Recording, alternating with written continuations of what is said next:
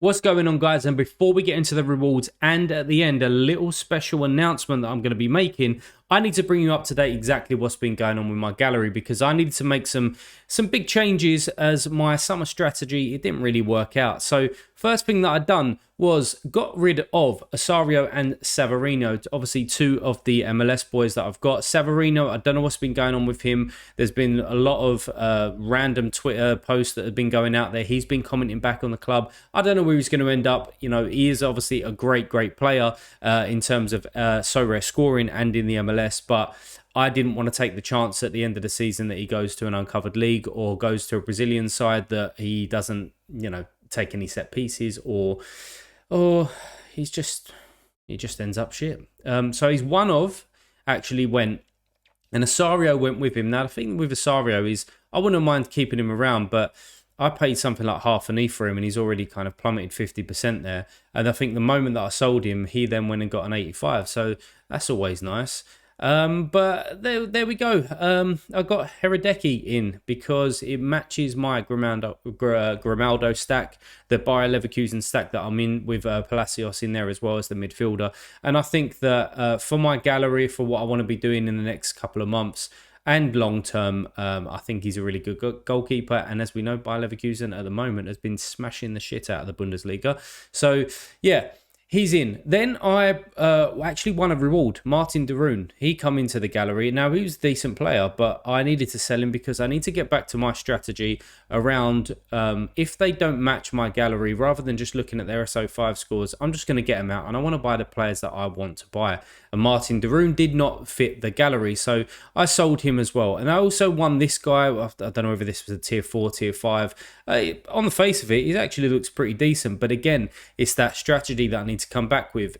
I wasn't scouting him in the first place, unless he's an absolute monster, get him out of the gallery, so I sold him as well. The other person that moved on was Brad Stuver. Now, the reason why I sold him is because I needed some funds to talk about, the upcoming transfers that I've made and the people that I've brought in. I needed some funds. I didn't really want to be depositing anymore. Overall, he is a good goalkeeper. I still think that he's going to be Austin's number one next year. And overall, he scores pretty well. However, if we take a look at his scores, I've been very patient with him. So I bought him probably around here, like 385. And then look at the run that he went on. Now, I did use him for cap 240, but that didn't work out great either. And then the moment I sold him, the next game, he hit 100. So, again, that's great, isn't it? But he's out the door. I expect him to be probably up at 0.25, etc. come, February, March. So it's a good time to buy, I think, in the MLS, but I'm not telling you to go and do that. Now, he's gone, and then I won this guy. Did I win this guy? Yeah, I think I did. I mean, he's not really worth talking about, but it's always nice winning somebody that actually plays. But I went ahead and got him out the door as well. Now, the trade that I made was with Basilbot, and I actually got rid of De Roon. I got rid of that new card, and I got rid of Cascante as well. And I brought in Proper. Now, this has probably been a long time coming for me, because if you've been following the channel, and if you haven't been following the channel, then hit subscribe. I appreciate that, and hit the like button whilst you're there. I needed an FC20 defender because I first had Smau, and he was smashing it. Then there was transfer rumours, and then he got badly injured, and he's still not back yet. So I did make the right call in actually transferring him out. But I bought in Brennett as well, and since then, Brennett had like 2 or 3 games and then got injured himself, and he's also a flight risk. So that's a little bit annoying. Now, Proper, we know that he's their captain, and that he does score okay as well. So it just gives me that option when they've got a good run of fixtures coming up. I say that after kind of this game and this game as well, which he done okay in. I really needed him to do better in against Fortuna in that game, but I'll show you that coming up towards the end of the video. But he's somebody that's just going to start week in and week out for them. Somebody that I can actually rely on rather than the 2 fullbacks. Now, when they're all playing, I think the FC20's backline and goalkeeper are superb. But Proper is in, and that's the deal that I made to bring him in. So probably overpaid a little bit. I think I sent this ETH on top without actually checking some things. But at the end of the day, Proper's going to stick around for a while, so I don't really care. Next up, I bought Kramaric for 0.165, I think it was. Since then, he's come down a little bit, but that's because as always, as soon as I bought him, he then gets injured and he had a DMP, which again was annoying because I think that he would have done great in this game. But clearly you can't do great in a game if you're not playing. And we can see the run that he's been on here. Now, it's not so much why I've bought him here, but when we actually look at his all, it's these dark greens are over here that I think that he can get back. Now, Hoffenheim have made some decent signings. They've got Weghorst up top as well, so I think that he can score goals in the Bundesliga, and I think that could be a good partnership. Now, I'm not probably gonna. Well, I know that I'm not going to pick Weghorst up just yet, but I think from an AA standpoint, I mean, if we look at this season, he has on average that must be about 18, something like that on AA for a forward, which I love. He plays for Croatia as well, so it gets that international utility, and we can see here that he's run against Frankfurt, Stuttgart. Yes, they're doing well this season, but he's got a good run for his national side as well, and not too bad in the Bundesliga. So I wanted another champ Europe forward because my other one is currently injured and he's got 4 weeks back. So it gives me the option to play champ Europe rare as well, and potentially rare pro if I decide to pick up some super rares as well. So I think it was a good buy for me at that price point. I don't think that I would have got much better out there, but again, I'm going to keep scouting because I am picking up some European players. Now, next thing is I won this guy and then I sold him immediately. I put him up there, and what happened? I didn't have time to put my lineups in, but do you know what happened? He went and smashed 100. So that's what, 3 players in the last 10 that I've shown you. The moment I've sold them, the moment they go and do something special. But hey, again, get to your strategy. Get him out the door if he don't fit and if you didn't want him in the first place. And then what did I do here? So in the last video, I picked up Angelino, and I picked up his three of, or his shirt jersey or whatever it is. Now, I pretty much got back what I paid for him because I can't take the risk putting him into strong lineups when he's being dropped. Basically, I don't mind these 45s as long as he follows it up with that kind of 91 and the 89 up there. I don't know if you can see that because my camera, there we go. But the inconsistency in terms of him playing and then getting subbed off, etc., I just don't want it in my side. So I just went ahead and got my money back, traded it to a trader or a bot, and got my money back. And then this is who I basically spent it on, was Diego Dalot. Now, the reason I've been looking at him for the best part of a year, because if we just go back to he's all here and around this period, he was absolutely on fire. And yes, he might have lost his spot a little bit for Man United this year with Wan-Bissaka, but he's out injured for a little while.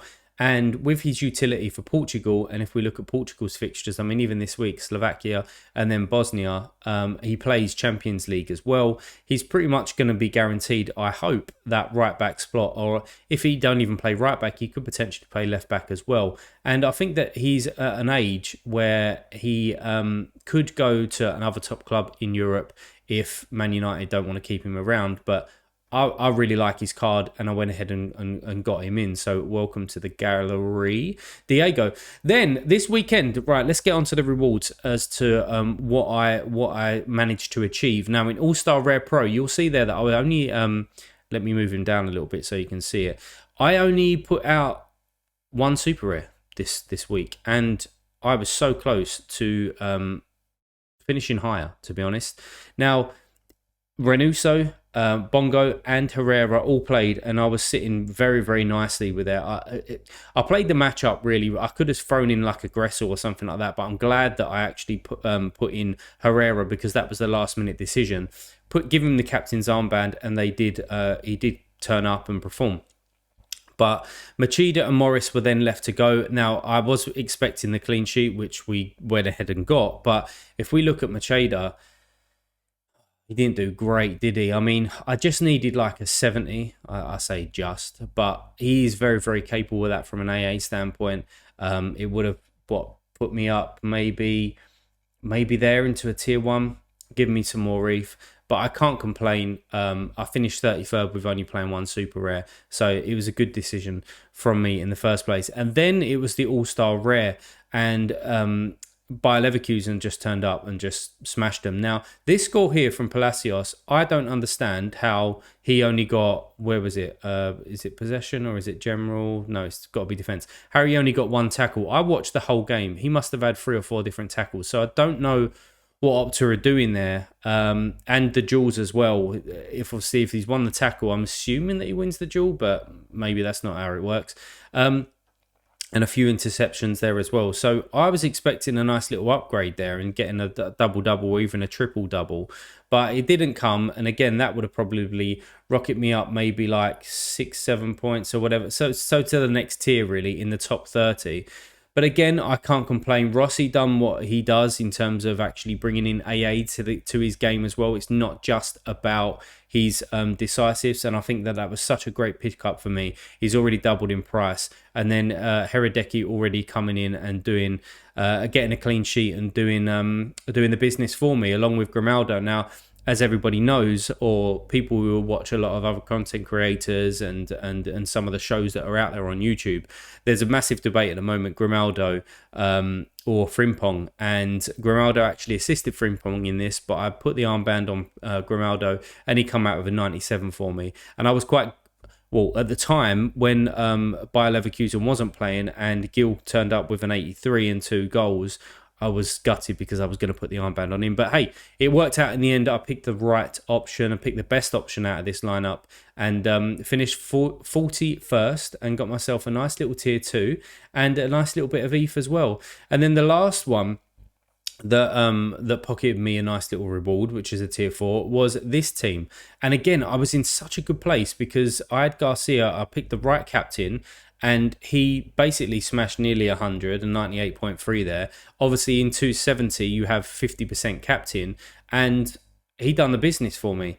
Now, then what I was waiting for was Burgers in the USG game that I've already spoke about. Now, he's capable of a decisive as well, but couldn't get the job done. Then we wanted 20, and I was assuming that they was going to get a clean sheet as well, but Proper just didn't do it for me. It's probably his worst score in about 4, 5, 6 weeks. Again, another 60 in there for me. I would have rocketed up to potentially maybe 26. Maybe I could have clawed that. But Russell scored, and overall, it's a decent lineup. You know, when I've got 3 lineups out there, basically 400 and above, I've got to be happy considering where I've been in the last few months. So what happened? What did I get? What rewards I get? Now, I was going to do this on a live video and live reaction and all of that sort of stuff, but it come to 1 minute past 7 yesterday. I knew I wasn't going to record a video yesterday, and basically I just couldn't wait because I am that guy. Now, first one is Moritz Nicholas. Now, this guy is a goalkeeper.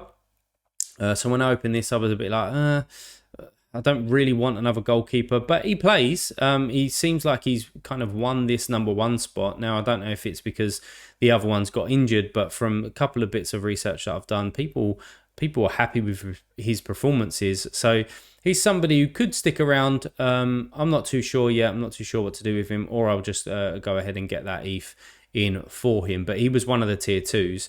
Now, the other tier 2 was this guy. Now, I wasn't expecting him to be a tier 2, to be honest. Now, I've not been following Real Madrid, but I am super happy with picking this card up, I'll tell you that. Because we take a look at his scores. He's capable of these green scores. He plays Champions League. He plays for Uruguay as well. They've got 2 fixtures coming up there. Now, I've not put him into a lineup this week because I basically haven't got any lineups. But I like this card. He's just come off the back of 100. We know that Real Madrid this season... where did it start? Kind of somewhere, down here. This season, a 60 odd, couple of 70s, a few more 60s, a 91, 100. It seems like Real Madrid, with the introduction of Bellingham, are really starting to play now, and he plays basically just behind him on the right hand side. And I think this is a great card. Now, was I originally looking for this guy? No, I wasn't. Am I going to keep him around for a few weeks? I think so. I think I will. Now, his run don't look great, but I think I'm going to keep him around for a little while because, as I said, I think he breaks the strategy a little bit that I've got in my head. Now, he is a nice price as well, 300 quid, 0.24. So I could sell him and get some more ETH in and then go after some other players. But leave a comment down below. What would you guys do? Would you sell him? Would you reinvest it somewhere else? Or would you keep this guy? But this is the card that I'm going to be giving away. It's Sergio Ramos. An absolute legend of the game, legend at Real Madrid. He's just signed for Seville after playing for PSG for a couple of years. Score-wise, he's very, very capable of good scores. He's just finding his feet at the moment with Seville. I expect him to come back into the starting lineup, but I am going to be giving away this card. Now, head over to my Twitter page because that's exactly what I'm going to be showing you how to win this card and how to enter into my giveaway, my first giveaway as well, and what a card to be giving away, in my opinion, a Sergio Ramos. I mean, just if we take a look at his price, just what, 3 weeks ago or whatever, he was 0.05, which is a decent amount, 70 quid or something like that. But yeah, head over to @theparrotpress on Twitter and you'll see there in my pinned post exactly how to enter and exactly how to win a nice Sergio Ramos brand new shiny card as well. So that brings you up to date with my gallery. If you liked the video, hit the like button. If you're new around here, hit the subscribe button. And as always, I'll see you in the future.